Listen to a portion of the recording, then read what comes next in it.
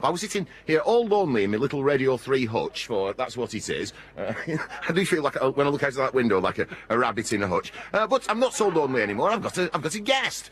We found him wandering past the truck, and we dragged him in because we thought he looked like he needed a little sit down. Brian Eno, very nice to see you. Hi, Andy. All right, having a good time? Yes, lovely, thank you. And what have you seen today? Anything impressed you? Well, I only arrived about an hour and a half ago, so... Leaving it a little late. We're about to finish, old chap. Yeah. So all I've seen is a Brazilian carnival band, Bela Four, I think they're called, and some Koali singers. All right. Oh, they were good. I saw them on they were very good. The television monitor. Have you ever played at this event yourself? No, I haven't. You don't do very many live performances, do you? No, I don't. And I'm not ethnic anyway. Of course you are. I'm ethnic English. Well, you've always had an interest in music from all over the world. Where and when did that begin? I think with African music, really. I liked Fela Kuti from very early on. In fact, I was the first person I ever knew who had a Fela Kuti record. And I insisted on playing it to everyone I knew, most of whom disliked it enormously at the time. This would be when, 60s?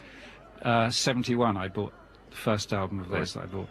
And, in fact, the first thing I ever played to the Talking Heads when they came over to see me once. Because you produced them, didn't you? Yeah. And I said, this is what I think is the future of music. And I played them a Fela record, and they agreed.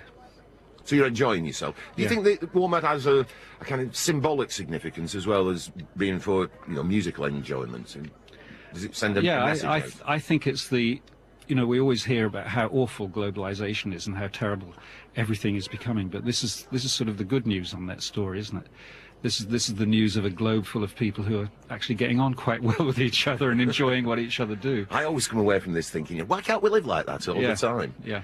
Well, it's really nice to see you, Brian. Enjoy the last hour of WOMAD. And, well, touching on what you were just talking about, we had this afternoon a rare appearance by one of the real musical innovators of the last 15 years, the Asian lad from Birmingham, who created the style called Bhangra Muffin by bringing together Indian pop music and reggae. Before an ecstatic crowd this afternoon, put up your hand if you love Apache. This is Apache Indian and the Reggae Revolution Band.